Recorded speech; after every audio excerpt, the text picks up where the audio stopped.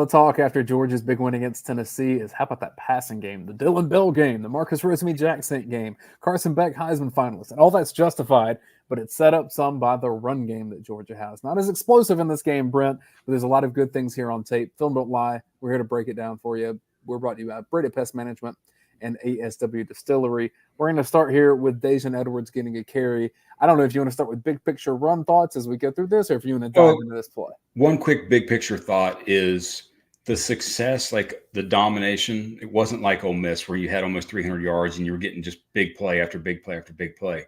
This was a great sort of scheme game to say, hey, this is what we're going to have to do in 2 weeks against Alabama. Because in terms of defensive front, strong edge play, front four, like Tennessee is much more like Bama than anyone that they're going to see for a while.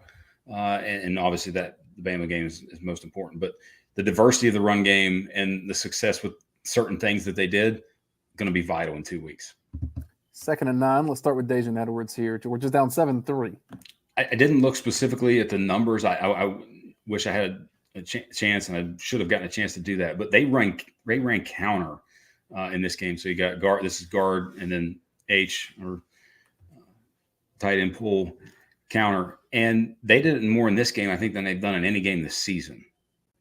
To my just off the top of my head recollection, but this is a great job by Tate staying close to the tackle as he comes around, taking the guy where he wants to go.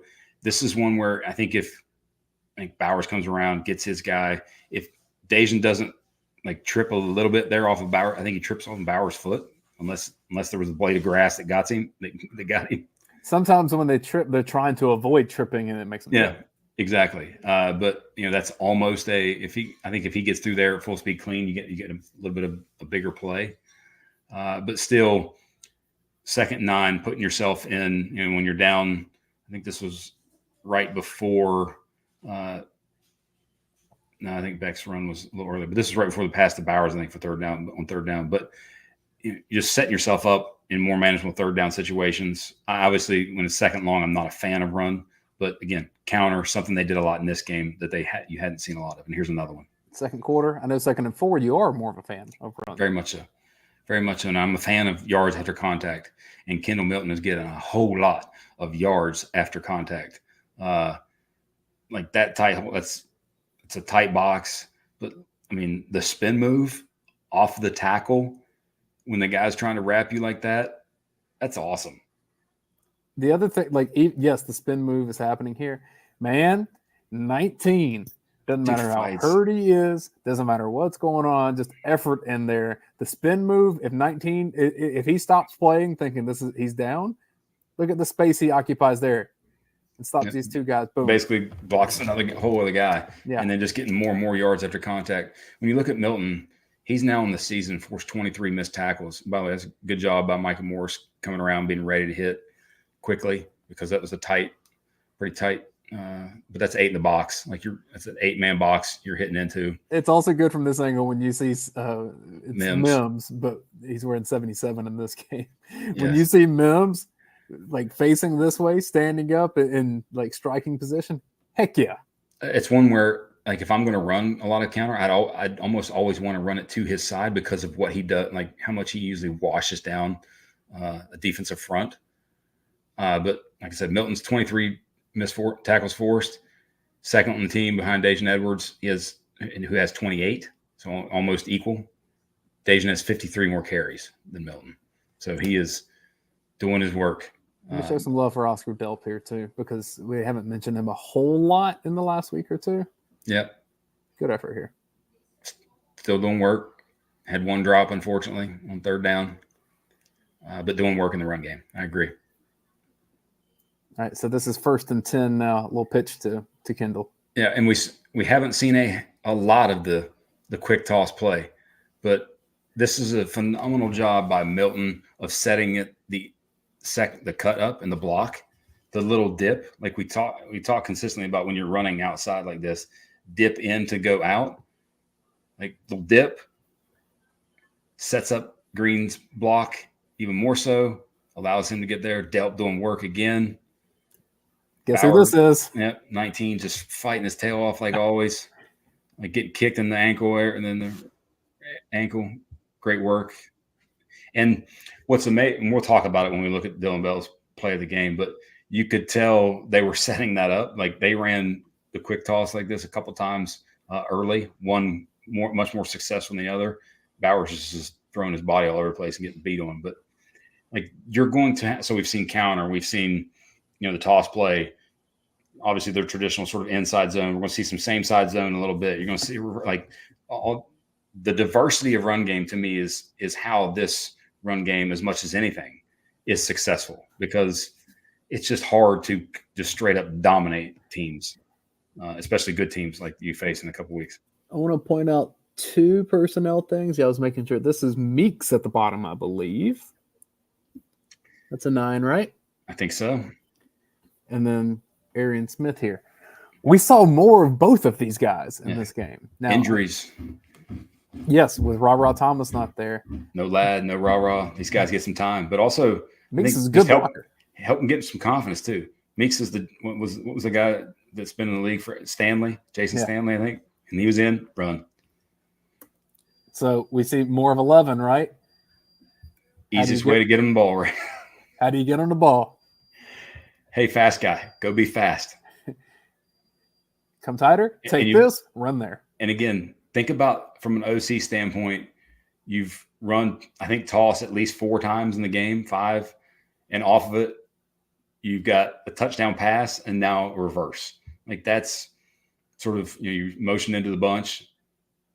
And how do you, an over-aggressive defense, hit him with reverses and just go be fast. Like it's good to see him get a touch because he hasn't had one in a while and have some success, because he's going to be needed for one play somewhere in the near future. There's 2 freaks on this play. And let me make sure Bowers is on the field because that would be 3. Yeah. The speed of an Arian Smith is freakish. Right. Yes. Legit, true track speed. Okay. Mr. Mims, welcome back. Your job on this play is to slip past here and make sure this man goes nowhere near fast number 11.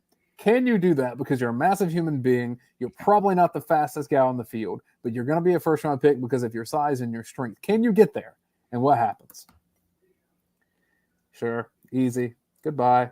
Because once he gets his hands on him, it's done. Now the guy grabs his jersey and throws him to the ground. But yeah, I will say his return just exponentially for the offense. Now, and they still did the rotation in this game with Truss and Green and all of them from a tackle perspective. And I like that.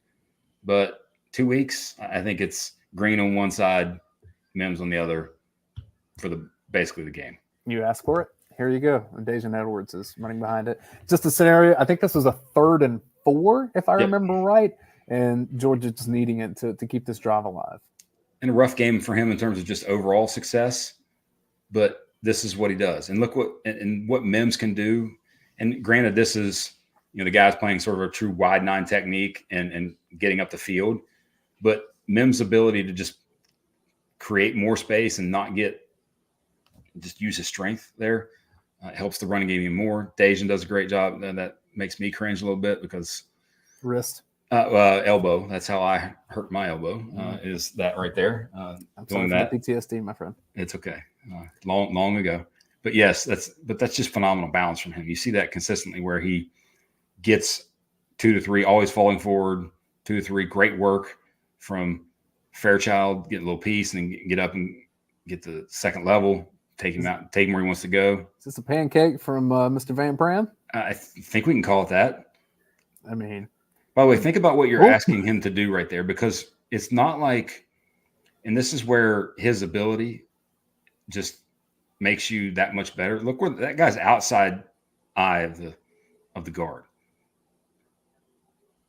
And it's not like Fairchild it's not like that's a heavy chip. He just gave him a little tap. And he reaches him and puts him. These are athletes, man. Yes. And there's Bowers fighting as Bowers does. Dillon Bell fighting in the run game. And this is the play that we talked about that they gashed Florida with, where that we rarely see them call. And again, yards after contact for Milton, great touchdown run here. But it's the same side zone, because if you traditionally, what does Georgia do here is with that back to the left of the quarterback, the zone is going to the right. Delp is either sort of working right or coming across in a split zone type action. But now you've got everybody zoning left, and it creates angles. The defense is watching, especially backers, are watching the back angle. It just helps create angles. And if you look at Green, like Green's like just one hand shove, gets him, creates the space, and then keeps it. Like that's great work from him. Micah right Morris. shoulder pad. Like that's some strength. Yes. Micah Morris, good double there. Lets Van Pran get, and then gets up and makes that guy at least go around him. So where he 44 can't make a play. That's one of the things that when you think about long-term or big picture, if this team achieves great things like we think it can, Mims's injury almost was a humongous blessing in disguise because it allowed Morris and Fairchild to play consistently, and they're really good. And now when Tate Ratliff goes down, you've got two guards who have been playing all year and playing well. A little growth here from Lovett. Didn't see this as much early in the season. He's played for Georgia for quite a while now. Get a piece. Doesn't have to be much. Not a perfect block, but you made space. Caused the touchdown to happen. Perimeter blocking is not about destruction. Humor me here. I added one without telling you. Cash Jones, when he's on the field, typically it's a pass play. Yes. Unless the game's in hand and you're running clock. And then hey, Beck is still in the game at this point. I think he was out of the game maybe shortly after, or the next first down or shortly thereafter this play. But hey, the dude can make moves and run. Now he's not much for yards after contact.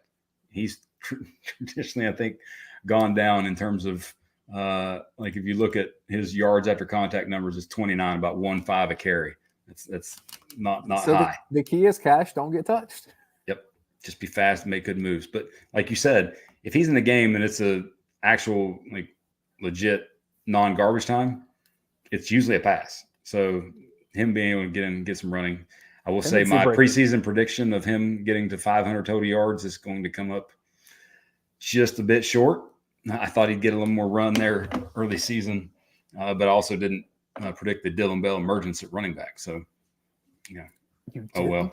How dare you? How dare I did not predict that, right? Hey, we're brought to y'all by Breda Pest Management, the official pest control of the Georgia Bulldogs. They protect Sanford Stadium and Stegman Coliseum and Foley Field. They can protect your home as well. BredaPest.com. They do a lot of support in this area. I see it specifically for high school football, but I see it the billboards and everything. Like Breda Pest is all about supporting what's going on with football and athletics, just really the culture of Northeast Georgia. So they're a really good company to check out for your pest control needs. Also, we're brought to you by ESW Distillery. They're distilled by dogs. 5 of the 6 founders graduated from UGA. They support us. Please support them. I keep telling you, those tasting rooms around Atlanta, that's going to be a hit here for the next 2 games that Georgia has in Atlanta. So go by one of the ASW tasting rooms and check them out there. I felt like I interrupted you on a final thought. No, I think it's pretty good. I mean, just final thought would be that it wasn't a dominant performance from running game, but it's a necessary. The complementary football that they play, it's not just straight drop back all the time. You have to have these plays and wear teams down and stay balanced. That's how this offense is at its best. Some of these backs, I think, can run wild against Georgia Tech. That's what I'll say. Yes, I will agree with that. Maybe not quite as much against Alabama. It may look a little bit more like Tennessee, where get what you get, build up to it, carve them up in the passing game. It may be more like that. But against Georgia Tech, let it go. All of it's going to be there. Passing, run, reverses. Should be at least. Running backs passing. It should all be there. That's what we think anyway. All right, thanks everybody for watching. This is Filmed It Live from UGA Sports.